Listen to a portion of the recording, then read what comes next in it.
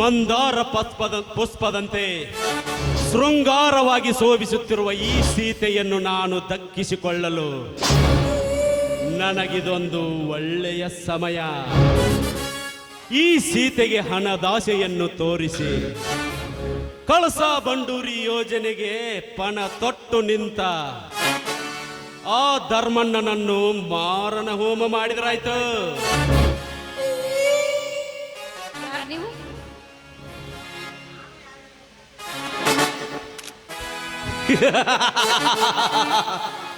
ನಾನು ಯಾರೆಂದು ಕೇಳುತ್ತಿರುವೆ ಎಲ್ಲ ಸೀತಾ.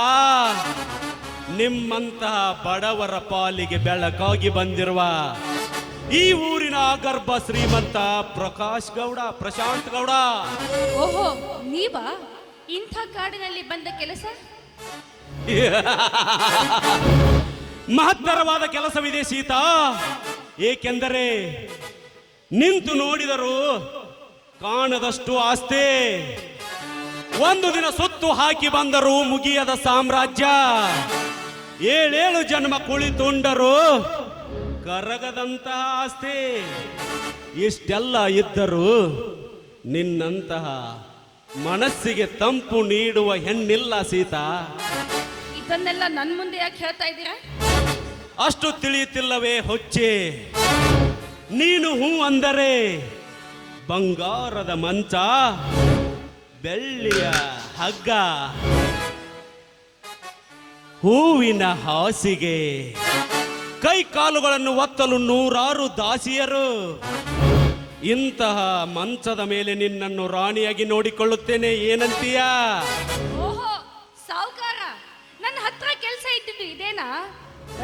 ಸಾವುಕಾರ, ನಿನಗೆ ಜನ್ಮ ಕೊಡೋದಕ್ಕೆ, ನಿನ್ನನ್ನು ಹಡೆಯೋದಕ್ಕೆ ಒಂದು ಹೆಣ್ ಬೇಕು, ನಿನಗೆ ತುತ್ತು ಮಾಡಿ ಉಣಿಸೋದಕ್ಕೆ ಒಂದು ಹೆಣ್ ಬೇಕು, ನಿನ್ನ ಮಡದಿಯಾಗಿ ಬರೋದಕ್ಕೂ ಹೆಣ್ ಬೇಕು. ನಿನ್ನ ತಾಯಿಯಂತೆ ನಾನು ಒಂದು ಹೆಣ್ಣಲ್ವೇನೋ? ನನ್ನ ಹಾಗೆ ನಿನ್ನ ತಾಯಿನ ಕರೆಯೋ ನಿನ್ನ ಮಂಚ. ಸೀತಾ, ಜಗತ್ತಿನಲ್ಲಿರುವ ಎಲ್ಲ ಹೆಣ್ಣಿಗೂ ತಾಯಿ ಸ್ಥಾನ ಕೊಟ್ರೆ ಈ ಜಗ ಮುಂದುವರಿದೆ ಹೆಂಗ? ಹೆಣ್ಣಿನ ಹೆಣ್ತನ ಅರುಳೋದು ಹೆಂಗ? ಮಚ್ಚು ಬಾಯೇ. ತುತ್ತು ಕೂಳಿಗೂ ಗತಿ ಇಲ್ಲದ ಬಡವನ ಹೆಂಡತಿಯಾಗಿ ನಿನ್ನಿಂದ ಇಂಥ ಮಾತ ನನಗೆ ಇಂದು ಯಾರೇ ಅಡ್ಡಿಯಾಗಿ ಬಂದರು ನಿನ್ನ ಮೈಸುಖ ಅನುಭವಿಸದೆ ಬಿಡಲಾರ ಈ ಶ್ರೀಮಂತ ಉಗ್ರ ಪ್ರತಾಪ ಪ್ರಶಾಂತ್ ಗೌಡ. ಗೌಡ, ಒಬ್ಬ ಬಡವನ ಮನೆಯಲ್ಲಿ ಅಂಬಲಿ ಕುಡಿದರು ಅದು ಅಮೃತಕ್ಕಿಂತ ಶ್ರೇಷ್ಠವೆನಿಸುತ್ತೆ ಕಣೋ. ಆದ್ರೆ ನಿನ್ನಂತ ಶ್ರೀಮಂತನಿಗೆ ಸೆರೆ ಹಾಸಿ ಬಾಳಿದ್ರೆ ಅವಳು ಹೆಣ್ಣಲ್ಲ, ಅವಳನ್ನ ಈ ಸಮಾಜದಲ್ಲಿ ಸೂಳೆ ಅಂತ ಕರೀತಾರೆ ಸಮಾಜದ ಜನ. ಸಮಾಜ ಸೀತಾ, ಪತಿಯೇ ಪರಮಾತ್ಮನೆಂದು ಬದುಕುವ ಹೆಣ್ಣುಗಳು ಯಾರಿದ್ದಾರೆ ಈ ನಿನ್ನ ಸಮಾಜದಲ್ಲಿ? ಮುಚ್ಚೋ ಬಾಯಿನ ಹುಚ್ಚು ನಾಯಿ. ಈ ಭಾರತ ಮಾತೆ ಮಡಿದಲ್ಲಿ ಇನ್ನು ನಿನ್ನಂತಹ ಕಾಮುಕ ಶ್ರೀಮಂತರು ಯಾಕೆ ಬದುಕಿದ್ದಾರೆ ಗೊತ್ತೇನಾ? ಯಾಕೆ ಸೀತಾ? ಯಾಕೆ ಅಂತ ಕೇಳ್ತಾ ಇದೆಯಲ್ಲೋ. ನಮ್ಮಂತಹ ಗರತೆಯರು ಇರೋದ್ರಿಂದಲೇ ಇನ್ನು ನಿಮ್ಮಂತ ಶ್ರೀಮಂತ ನಾಯಿಗಳು ಬದುಕಿರೋದು. ಇಲ್ಲದೆ ಹೋದ್ರೆ ಎಂದೋ ನಿನ್ನ ಹೆಣ ಸುಟ್ಟು ಬೂದಿಯಾಗಿ ಆ ಪರಶುವನ ಪಾದಕ್ಕೆ ಸೇರುತ್ತಿತ್ತು. ಎಚ್ಚರ ಎಚ್ಚರ. ಲೇ ಸೀತಾ, ಕೆಲಸಕ್ಕೆ ಬಾರದ ವಿಚಾರಗಳನ್ನು ಹೇಳಿ ಹುಳಿ ಹಿಂಡಬೇಡ. ಕಾಮ ತುಂಬಿದ ಈ ನನ್ನ ದೇಹಕ್ಕೆ ಸೊಮ್ಮನೆ ಹಠ ಮಾಡದೆ ನನ್ನವಳಾಗು ಬಾ. ಈ ಶ್ರೀಮಂತನ ತೋಳುಗಳಲ್ಲಿ ತಬ್ಬಿಕೊಂಡು ಮಹಾರಾಣಿಯಾಗಿ ಬದುಕು ಬಾ. ಗೌಡ, ಬಾಯಿ ಬಿಗಿ ಹಿಡಿದು ಮಾತಾಡು. ಬಡವರ ಮನೆ ಹೆಣ್ಣು ಮಕ್ಕಳು ಅಂತಂದ್ರೆ ತಿಂದು ತಿಪ್ಪೆಗೆ ಸಿಗುವ ಎಲೆ ಅಂತ ತಿಳ್ಕೊಬೇಡವೋ. ನೀನಲ್ವೋ, ನಿನ್ನಂತಹ 1000 ಜನ ಶ್ರೀಮಂತರು ಬಂದ್ರು ಈ ಗಣತೆಯ ಕಾಲಲ್ಲಿರೋ ಚಪ್ಪಲಿ ವರ್ಷದಕ್ಕೂ ಕಿಮ್ಮತ್ತಿಲ್ಲ ನಿನ್ನಂತ ಪುಂಡ ಪುಢಾರಿಗಳು.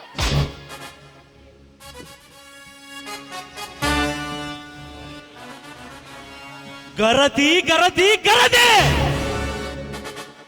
ಗರತಿ ಎಂಬ ಮೂರಕ್ಷರವನ್ನು ಮರೆತು ಬಾಳುವ ಈ ಕಲಿಕಾಲದಲ್ಲಿ ಎಲ್ಲಿದೆ ಆ ನಿನ್ನ ಗರತಿಯರ ಸಮಾಜ? ಹೇಳುತ್ತೇನೆ, ಕಿವಿ ಕೊಟ್ಟು ಕೇಳು ಆ ನಿನ್ನ ಗರತಿಯರ ಸಮಾಜದ ಬಗ್ಗೆ.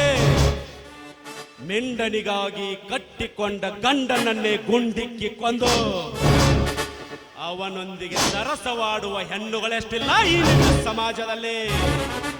ಪತಿಯೇ ಪರಮಾತ್ಮನೆಂದು ಹಿತ ಸಂಸ್ಕೃತಿಯ ಮಾತುಗಳನ್ನಾಡಿ ಪತಿಯ ಕಣ್ಣೆದುರಿಗೆ ಮತ್ತೊಬ್ಬನೊಂದಿಗೆ ಸರಸವಾಡುವ ಹೆಣ್ಣುಗಳೆಷ್ಟಿಲ್ಲ ಈ ನಿನ್ನ ಕಲಿಕಾಲದ ಸಮಾಜದಲ್ಲಿ.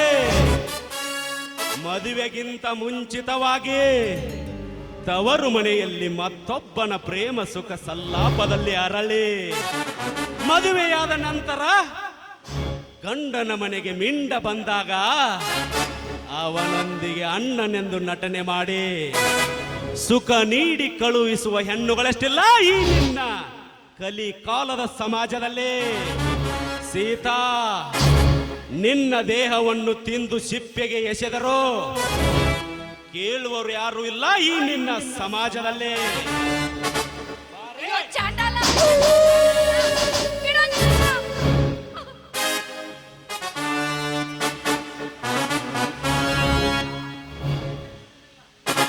ಸೀತಾ, ಬಿಡಬೇಕೆಂದು ಹಿಡಿದಿಲ್ಲ ಈ ನಿನ್ನ ಕೈಯನ್ನು.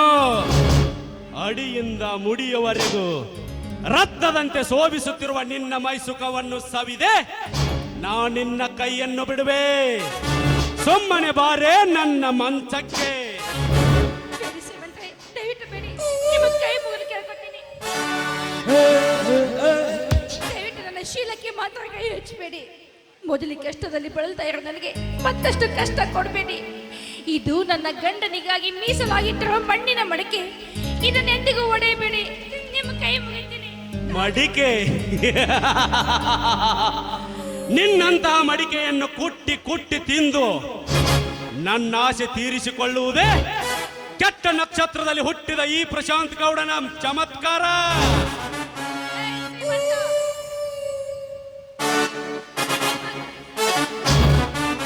ಹಾಗಾದ್ರೆ ಕೊನೆಯದಾಗಿ ಕೇಳು ನನ್ನ ಮಾತನ್ನ. 100 ವರ್ಷ ಸೂಳೆಯಾಗಿ ಬಾಳೋದಕ್ಕಿಂತ 3 ದಿವಸ ಗರತಿಯಾಗಿ ಬಾಳಿದ್ರೆ ಆ ಹೆಣ್ಣಿನ ಜನ್ಮಕ್ಕೊಂದು ಬೆಲೆ ಸಿಗುತ್ತೋ? ನಾ ಸತ್ತು ನನ್ನ ಶೀಲ ಕೇವಲ ನನ್ನ ಗಂಡನಿಗೆ ಮಾತ್ರ ಮೀಸಲು.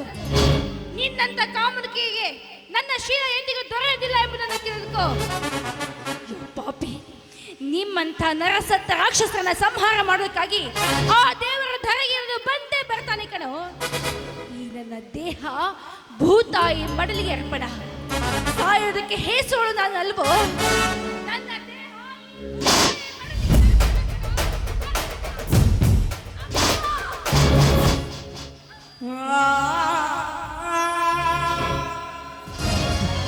ಕುದುರೆ ನೆಲೆ ಬಲ್ಲವರಿಲ್ಲ, ನೀರಿನ ನೆಲೆ ಅರಿತವರಿಲ್ಲ, ಹೆಣ್ಣಿನ ನೆಲೆ ತಿಳಿದವರಿಲ್ಲ. ಹೆಣ್ಣು ಒಲಿದರೆ ನಾರಿ, ಮುನಿದರೆ ಮಾರಿ ಎಂಬ ಗಾದೆ ಮಾತು ಸುಳ್ಳಲ್ಲ. ಸಾಯುವರೆಗೂ ಇವಳು ಒಬ್ಳು ಗರತಿ ಎಂದು ತೋರಿಸಿಕೊಟ್ಟಳು. ಇನ್ನು ಹೆಚ್ಚು ಹೊತ್ತು ನಾನು ಇಲ್ಲಿ ನಿಂತರೆ ಈ ಕೊಲೆ ಆಪಾದನೆ ನನ್ನ ಮೇಲೆ ಬರಬಹುದು.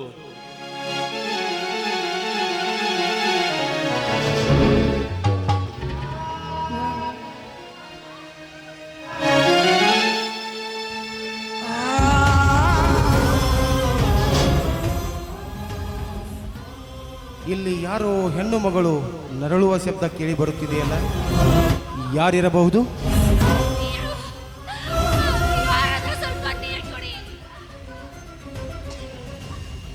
ಅಯ್ಯೋ ಅತ್ತಿಗೆ, ನೀವಾ? ಏನಾಗಿದೆ ನಿಮಗೆ? ಇದೇನಿದೆ ನಿಮ್ಮ ಪರಿಸ್ಥಿತಿ? ಮೊದಲು ಆಸ್ಪತ್ರೆಗೆ ಹೋಗೋಣ ಬನ್ನಿ. ಬೇಡ ಮೈದುನ, ಬೇಡ. ನಾನು ಬದುಕಿ ಉಳಿಯೋದಿಲ್ಲಪ್ಪ. ನಾನು ನನ್ನ ಮಾತನ್ನ ನಡೆಸ್ಕೊಡ್ತೇನೋ. ಅತ್ತಿಗೆ, ಹುಟ್ಟುವಾಗ ತಂದೆ ತಾಯಿಯನ್ನು ಕಳೆದುಕೊಂಡೆ, ಬೆಳೆಯುತ್ತಾ ಅಣ್ಣ ತಮ್ಮಂದಿರ ಪ್ರೀತಿಯನ್ನು ಕಳೆದುಕೊಂಡೆ. ಈ ತಾಯಿಯ ಮಾತು ಜೀವ ಹೋದ ನಡೆಸಿಕೊಡುತ್ತೇನೆ, ಅದೇನೆಂದು ಹೇಳಮ್ಮ, ಹೇಳು ಅತ್ತಿಗೆ. ಮೈದುನ, ನನ್ನ ಈ ಸ್ಥಿತಿಗೆ ಕಾರಣವಾದ ರಾಕ್ಷಸರನ್ನ ಸಂಹಾರ ಮಾಡಿ ಅವನ ಎದೆಯ ಬಿಸಿ ರಕ್ತದಿಂದ ನನ್ನ ದೇವರಿಗೆ ಅಭಿಷೇಕ ಮಾಡಿಸ್ಬೇಕು. ನನಗೆ ವಚನ ಕೊಡು ಬೇಡ. ಅತ್ತಿಗೆ, ಅಯ್ಯೋ ವಿಧಿ, ಇದೆಂತ ಪರಿಸ್ಥಿತಿ ಅತ್ತಿಗೆ? ಆ ರಾಕ್ಷಸ ಯಾರೆಂದು ಹೇಳಮ್ಮ. ಅತ್ತಿಗೆ, ಇನ್ನೊಂದು ಮಾತಾಡಮ್ಮ. ಈ ನಿನ್ನ ಮೈದನ ಬಂದಿದ್ದಾನೆ, ಇನ್ನೊಂದು ಮಾತಾಡಮ್ಮ. ಅಮ್ಮ ಅಮ್ಮ,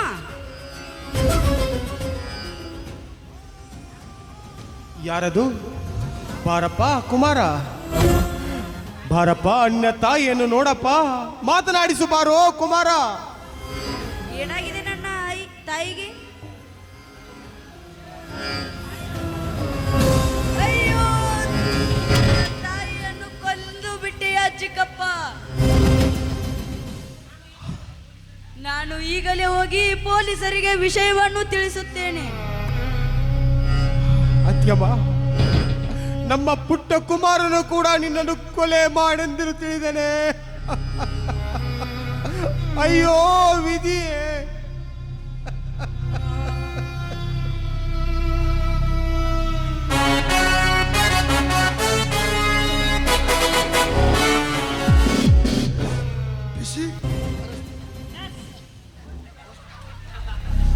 ಸಾಹೇಬ್ರ, ನನ್ನನ್ನು ಅರೆಸ್ಟ್ ಮಾಡಬೇಡಿ ಸಾಹೇಬ್ರ. ನಾನೇನು ತಪ್ಪು ಮಾಡಿಲ್ಲ ಸಾಹೇಬ್ರ, ನಂದೇನು ತಪ್ಪಿಲ್ಲ. ನೋಡಿ ಸಾಹೇಬರೇ, ನನ್ನ ತಾಯಿಯನ್ನು ಕೊಲೆ ಮಾಡಿದ ಈ ಪಾಪಿ ಸುಳ್ಳು ಹೇಳುತ್ತಿದ್ದಾನೆ ಸಾಹೇಬರೇ, ಸುಳ್ಳು ಹೇಳುತ್ತಿದ್ದಾನೆ. ನಾನೇ ನನ್ನ ಕಣ್ಣಾರೆ ನೋಡಿದ್ದೇನೆ ನನ್ನ ತಾಯಿಯನ್ನು ಕೊಲೆ ಮಾಡಿದನು. ಕಂದ ಕುಮಾರ, ನೀನು ಕೂಡ ನನ್ನನ್ನು ಕೊಲೆಗಾರನೆಂದೆಯಾ? ಅಯ್ಯೋ ವಿಧಿ.